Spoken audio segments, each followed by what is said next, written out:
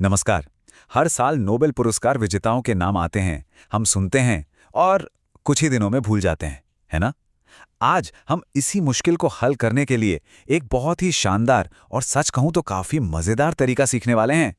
चलिए, एक छोटे से सवाल से शुरू करते हैं। जरा सोचिए, क्या पिछले साल के नोबेल पुरस्कार विजेताओं के नाम याद हैं? अगर दिमाग पर जोर डालना पड़ रहा है तो कोई बात नहीं, ये बिल्कुल नॉर्मल है। सच में, ये नाम इतने मुश्किल होते हैं और उनके काम इतने गहरे होते हैं कि उन्हें याद रखना लगभग नामुमकिन सा लगता है। ये एक तरह की आप कह सकते हैं याददाश्त की दीवार है, जिसका सामना हम सब करते हैं। लेकिन क्या हो अगर इन मुश्किल नामों को याद रखने का एक बड़ा ही मजेदार तरीका हो, एक ऐसी कहानी जो इन्हें हमेशा के लिए हमारे दिमाग में बसा दे। चलिए आज उसी तरकीब को जानते हैं।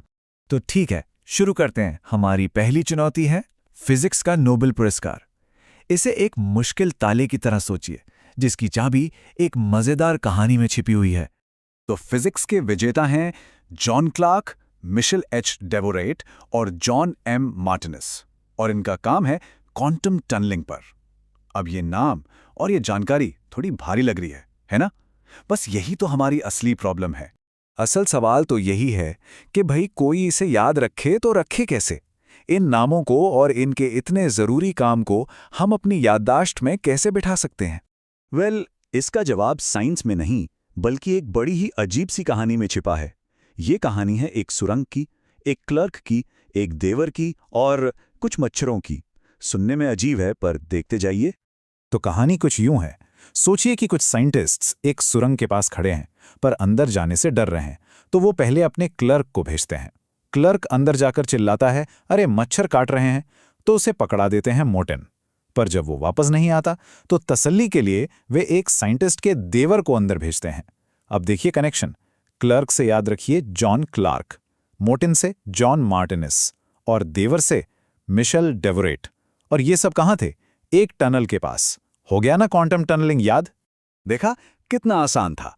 चलिए अब इसी मजेदार तकनीक से शांति और साहित्य के पुरस्कारों के ताले भी खोलते हैं। शांति पुरस्कार को समझने के लिए जरा वेनेजुएला की कल्पना कीजिए। वहां एक तानाशाह ने डर फैलाने के लिए एक तरह का कोरोना वायरस फैला दिया है और लोकतंत्र बिल्कुल खतरे में है। लेकिन तभी एक बहादुर महिला बिना हिंसा के लड़ने के लिए सामने आती है। तो हमारी हीरो हैं मारिया कोरिना मचाडो, और उन्हें याद रखने की ट्रिक बस इतना सोचिए। एक महिला अपनी वैन में बैठकर कोरोना मार रही है, तो मार रही कोरोना से बना मारिया कोरिना और वैन से उनके देश का नाम वेनेजुएला। सिंपल। अब बात करते हैं साहित्य की। कल्पना कीजिए एक राइटिंग कंपटीशन की, जहां एक जज एक लेखक के बारे में कुछ ऐसा कह रहा है। ये एक अजीब सी शिकायत है, पर हमारी तरकीब की चाबी बिल्कुल यहीं छिपी है। विजेता हैं लाज़लो क्रास्नाहुरकाई। नाम काफी मुश्किल है, पर कहानी बहुत आसान है। सोचिए, एक आलसी और धीमा, मतलब लेजी स्लो, लेस स्लो लेखक, जिससे बना लाज़लो। जज उसकी किताब पर एक बड़ा सा क्रॉस लगा देता है, जिससे बना क्रास्नाहुरकाई। और वो लेखक शब्दों का इतना भूखा है कि वो हंगरी से है। चलिए अब अगली पहेली की तरफ बढ़ते हैं। बारी है केमिस्ट्री की, और यहां भी हमारी चाबी एक कहानी ही है। तो केमिस्ट्री के विजेता हैं सुसुमु कितागावा, रिचर्ड रॉबसन और ओमर एम यागी। इन्होंने बनाए हैं मेटल ऑर्गेनिक फ्रेमवर्क्स, मतलब लाखों छोटे छोटे कमरों वाला एक ढांचा। फिर से ढेर सारी जानकारी। इसे याद रखने की कहानी भी उतनी ही मजेदार है। एक अमीर बेटे ने, मतलब रिच सन ने, एक मेटल फ्रेम बनाया। इससे याद रखिए रिचर्ड रॉबसन। फिर एक वैज्ञानिक उसमें अपनी किताब रखने आया, तो उससे बन गए सुसुमु कितागावा। और तीसरा वैज्ञानिक कंफ्यूज था कि इसमें ओम या घी रखूं, तो उससे बन गए ओमर यागी। अब हम उस फील्ड में आते हैं जो हम सबके शरीर से जुड़ा है, मेडिसिन। और यहाँ की कहानी तो हमारे इम्यून सिस्टम के एक महाकाव्य जैसी है।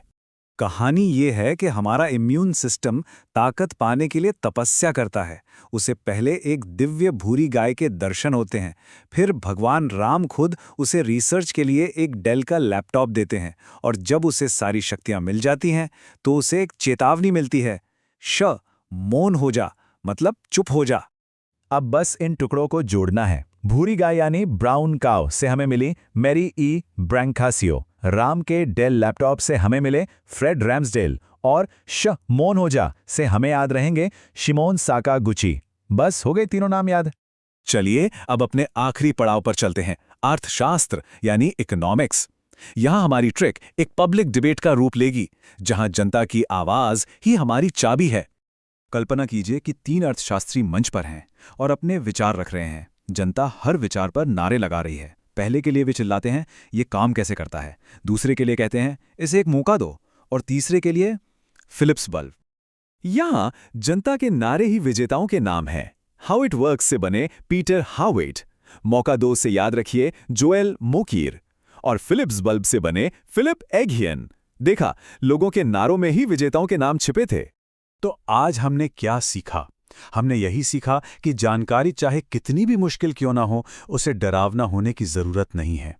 अगर हमारे पास एक सही कहानी है, एक सही ट्रिक है, तो हम कुछ भी याद रख सकते हैं। आज हमने नोबेल पुरस्कार विजेताओं को याद रखने का एक नया तरीका सीखा, लेकिन यह तकनीक तो बस एक शुरुआत है। तो अब सवाल यह है कि इस नई शक्ति के साथ अगली कौन सी चीज है जिसे हम सब हमेशा के लिए याद रखना चाहेंगे?